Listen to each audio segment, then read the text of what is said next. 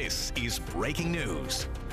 What we're saying here is obviously preliminary. It may change, but understand that this investigation is ongoing, and I'll have the chief step up and talk about what we know so far.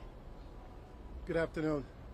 So at exactly 11:50 hours today, two uniformed police officers who were assigned to station house security were approached by a vehicle occupied by two males who are related.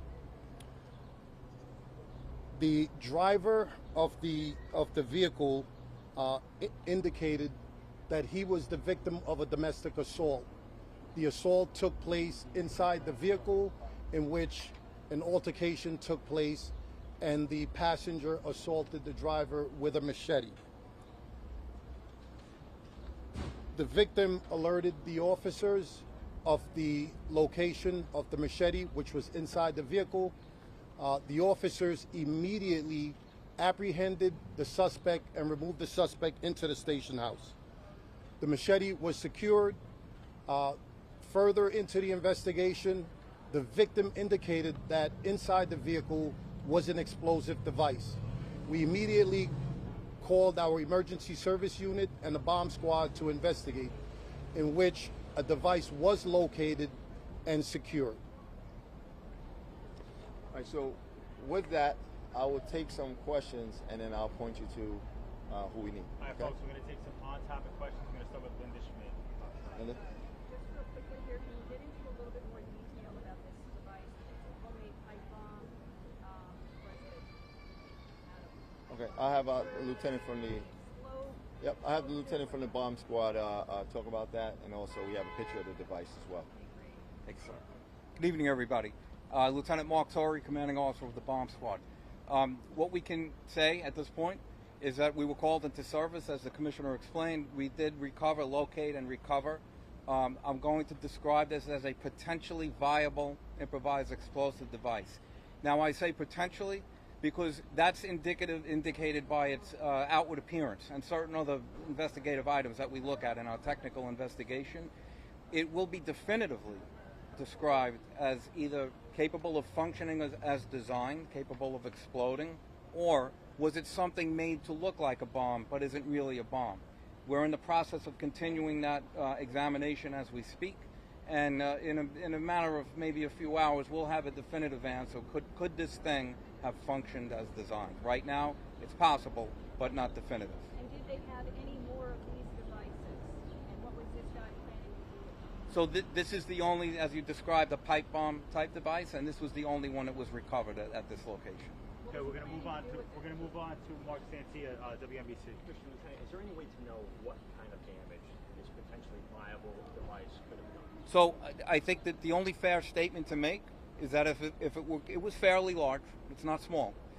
If it was able to function as designed, what we would say in my parlance is it was capable of causing death or serious physical injury to anyone in proximity and property damage. It's just impossible to determine the degree, but those facts, they do hold fast. Okay, we're going to move over to Dean Moses, AM New York. So this guy had a machete, explosive device. Can you talk about who these guys were? Do they have any history with the department, prior arrests, anything of that nature? Yeah, I'll let the 25th squad commander talk about their arrest history and the actual assault. Hey, good afternoon. Both of them have between 10 to 20 arrests, minimal, and no recent arrests within 5 to 10 years. Can you talk about what those arrests were for in the past? They were minimal arrests, nothing that I would consider major. Can you talk about the assault itself, what that was over? Sure. The domestic assault consisted of Rennick, who was the driver, and the cousin of the victim, hitting Carrie Nichols on the back of the head with a machete, causing a bleeding bruise. Mm-hmm. Okay, we're going to move over to Doug Williams, WCBS. Do you know anything about the location, that if this is a possible to be detonated device, was it meant to be detonated in any particular area?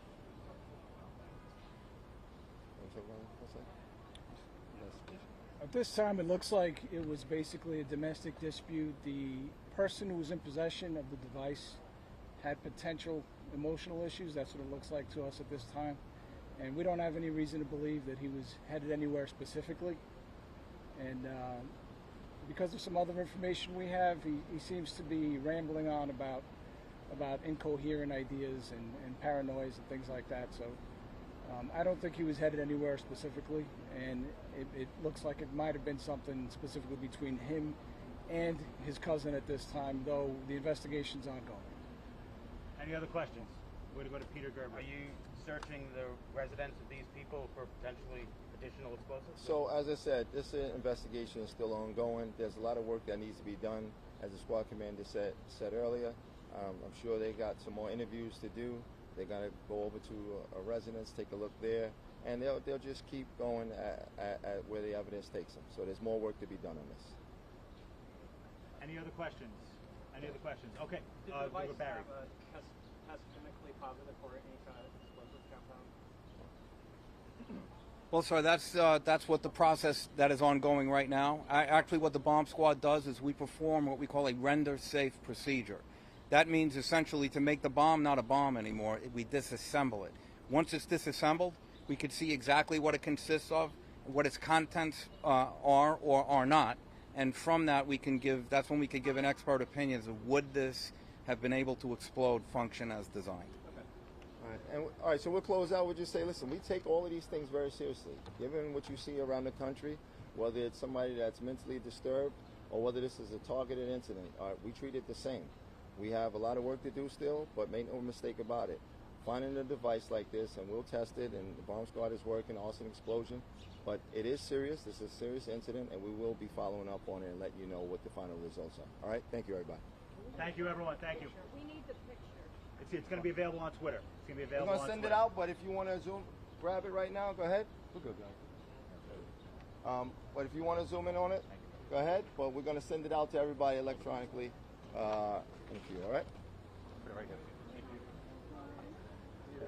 It's going to go out in about 2 minutes, all right? So you're going to get the clean cut of it.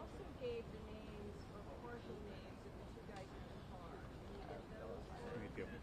Everybody's good? It looks like Corey or Carrie Nichols and the other 2 minutes. I'll get that for you, and we'll get the first names of the executives, okay? All right, guys. Thank you.